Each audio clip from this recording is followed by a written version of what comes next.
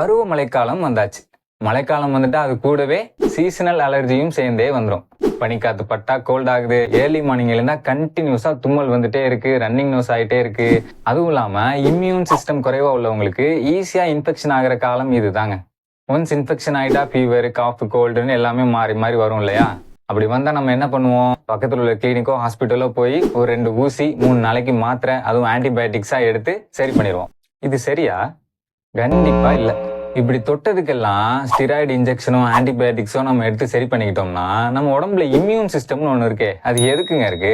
இந்த மாதிரி அடிக்கடி நம்ம ஆன்டிபயோட்டிக்ஸோ ஸ்டீராய்ட்ஸோ எடுத்துக்கிறதுனால நம்ம இம்யூன் சிஸ்டம் இன்னும் வீக்காக தான் ஆகுமே தவிர கண்டிப்பாக ஸ்ட்ரென்த்தனே ஆகாதுங்க.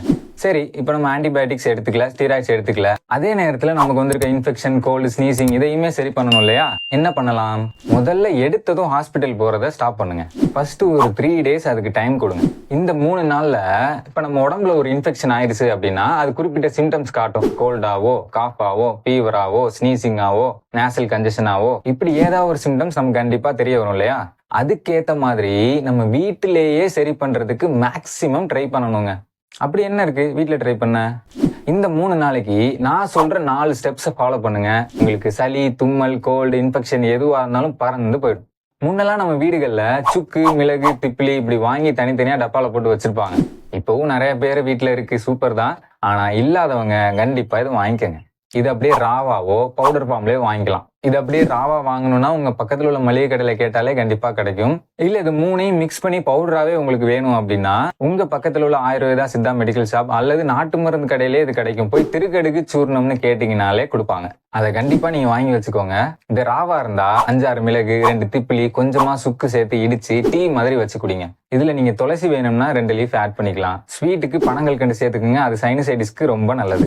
நார்மலா நம்ம பிளாக் டீ குடிப்போம் இல்லையா, அது மாதிரி டீ தூளை மட்டும் எடுத்துட்டு டீ தூளுக்கு பதிலா இந்த தூளை சேர்த்துருங்க. ஹெர்பல் டீ ரெடி ஆயிரும். இதை ஒரு நாளைக்கு 2-3 தடவை குடிச்சு வரும்போது இதுல ஆன்டிபயோட்டிக்ஸ், ஆன்டிவைரல் ப்ராப்பர்ட்டிஸ் அதிகமா இருக்கு, ஆன்டி ஆக்சிடென்ட்ஸ் இருக்கு. அது இல்லாம இது உங்க இம்யூன் சிஸ்டம் பூஸ்ட் பண்ணும், டைஜஷனை ப்ராப்பரா வச்சுக்கும். அடுத்த ஸ்டெப் ஸ்டீமிங், அதாவது ஆவி பிடிக்கிறது. இதுல துளசி, கற்பூரவல்லின்னு ஒரு செடி இருக்கும் இல்லையா, கனமா ஒரு லீஃப் இருக்குமே, அது, சுக்கு இல்லைன்னா இஞ்சி, அப்புறம் மஞ்சள், மிளகு இதெல்லாம் சேர்த்து கொதிக்க வச்சு ஆவி பிடிச்சோம்னு வைங்களேன், சூப்பரா இருக்கும். ஜலதோஷம் பிடிச்சிருக்குமா? ஆவி பிடிச்சிட்டு இருக்கேன். ஆச்சி உனக்கு ஜலதோஷமா? 2 நாளா. ஐயோ, இது சூப்பர் மருந்துமா. வா தங்கச்சி, 2 பேரும் சேர்ந்து ஆவி பிடிக்கலாமா? நம்ம சுவாச குழாயில இருக்கிற இன்ஃபெக்ஷனை எக்ஸ்டர்னலா சரி பண்றதுக்கு பெஸ்ட் ஆப்ஷன் ஸ்டீமிங் தாங்க. 3வது ஸ்டெப், ரன்னிங் நோஸ் அதிகமா இருக்கு, தலை பாரமா இருக்கு, நீர் கோத்துட்டு இருக்குன்னு சொல்றவங்களுக்கு உங்க பக்கத்துல இருக்க ஆயுர்வேதா, சித்தா மெடிக்கல் ஷாப் அல்லது கிளினிக்ல போய் நீர்க்கோவை மாத்திரை அப்படின்னு சொல்லி அதை வாங்கிட்டு வச்சுக்கோங்க. இந்த நீர்க்கோவை மாத்திரையில 1 எடுத்து 1/2 ஸ்பூன் சுடுதண்ணில மிக்ஸ் பண்ணி பேஸ்ட் மாதிரி வந்த அப்புறம் நமக்கு எங்கெங்கெல்லாம் நீர் கோத்துட்டு இருக்கும்னு தெரியும் இல்லையா, அதாவது சைனஸ் ஏரியால, மூக்க சுத்தி, அப்புறம் ஃபோர்ஹெட்ல, நெத்தியில எல்லாத்தையும் சுத்தி அப்ளை பண்ணிருங்க. இதை நைட்டு படுக்கும் போது அப்ளை பண்ணிட்டு படுங்க. காலையில உங்களுக்கு ரன்னிங் நோஸோ தலபாரமோ இருக்காது. 4வது ஸ்டெப் ஃபுட் கண்ட்ரோல் தான். சளி பிடிச்சிருக்கும் போது கண்டிப்பா டயட் ஃபாலோ பண்ணியே ஆகணும். தயிர், மோர், கீரை இந்த மாதிரி கோல்டு பொட்டன்சி உள்ள ஃபுட்ஸை அவாய்ட் பண்ணுங்க. நீர் காய்கறிகளையும் கொஞ்சம் குறைச்சிக்கங்க. அப்புறம் ப்ராசஸ்டு ஃபுட் எடுக்கவே கூடாது. தண்ணி எப்போ குடிச்சாலும் ஹாட் வாட்டரா குடிங்க.